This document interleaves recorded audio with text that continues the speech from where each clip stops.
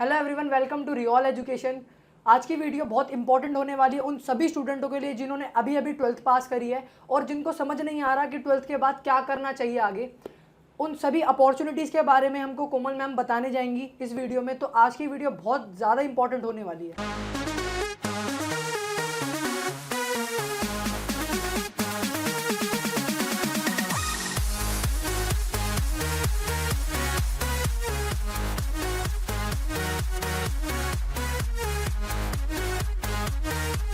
Thank you Brajesh. जैसा कि ब्रजेश ने बताया कि आफ्टर 12th बहुत सारे स्टूडेंट्स वरिड होते हैं इस चीज़ को लेके कि उनको आफ्टर 12th क्या करियर ऑप्शंस मतलब पता होने चाहिए। आज के इस वीडियो में हम ये सारी चीज़ें जानने वाले हैं। अगर मैं बात करूं इंडिया के 80% यूथ के बारे में, तो वो सभी इस चीज़ को लेकर परेशान होते हैं कि करियर ऑप्शन सिर्फ डॉक्टर बनने में, इंजीनियर बनने में या फिर सिविल सर्विसेज के एग्ज़ाम्स में ही है। ऐसा नहीं है। ऐसा नहीं है कि करियर ऑप्शन सिर्फ इन्हीं तीनों चीज़ों में है, बल्कि आपको पता है कि डिजिटल वर्ल्ड है अभी के टाइम पर। सभी को डिजिटली नॉलेज होनी चाहिए कंप्यूटर्स के बारे में और भी बहुत सारी चीज़ों के बारे में। मुझे ऐसा लगता है कि हमें इन तीनों चीज़ों के अलावा प्रोफेशनल स्किल्स को भी बिल्ड करना चाहिए। जैसे कि आज के इस वीडियो में मैं आपको कंप्यूटर के वो टॉप 3 कोर्सेज के बारे में बताने वाली हूँ जो आपका एक करियर ऑप्शन फ्यूचर में बन सकता है। जैसे कि मैम आपने कोर्सेज के बारे में बताया, वो टॉप 3 कोर्स कौन से होने वाले हैं जिनको स्टूडेंट करियर बना सकते हैं?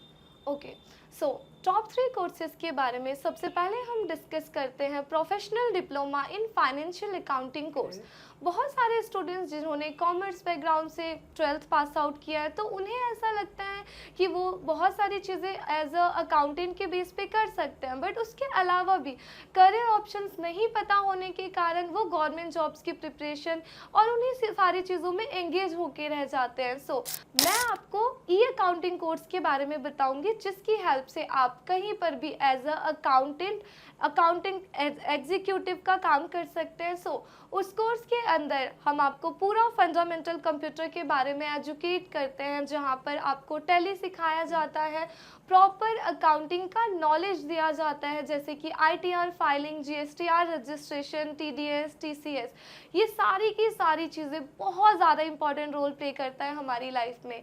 और अगर मैं आपको सेकेंड कोर्स के बारे में बताऊँ, बहुत सारे आर्ट्स स्ट्रीम के स्टूडेंट्स होते हैं जो बहुत परेशान होते हैं कि मैम हमें सबसे ज़्यादा गवर्नमेंट जॉब UPSC की प्रिपरेशन करनी है।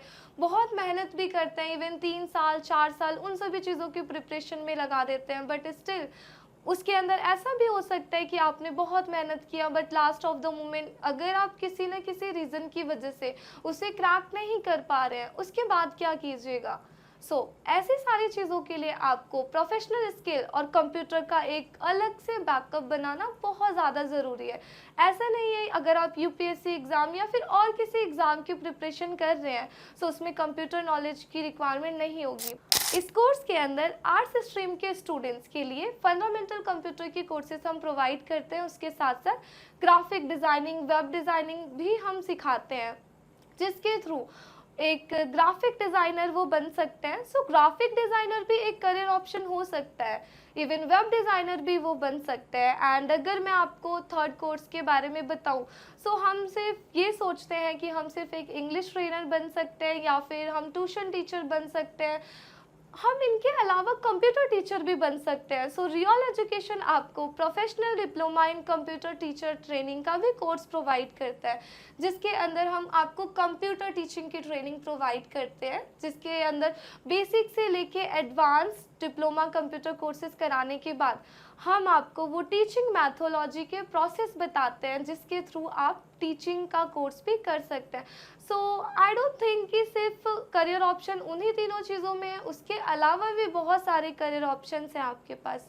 जैसे कि हम सोचा करते थे कि हमारे पास लिमिटेड करियर ऑप्शंस है, लेकिन जैसा कि मैम ने बताया हमारे पास लिमिटेड करियर ऑप्शंस के अलावा भी बहुत सारी स्किल्स हैं, टॉप 3 स्किल्स हैं जो कि हम डेवलप कर सकते हैं।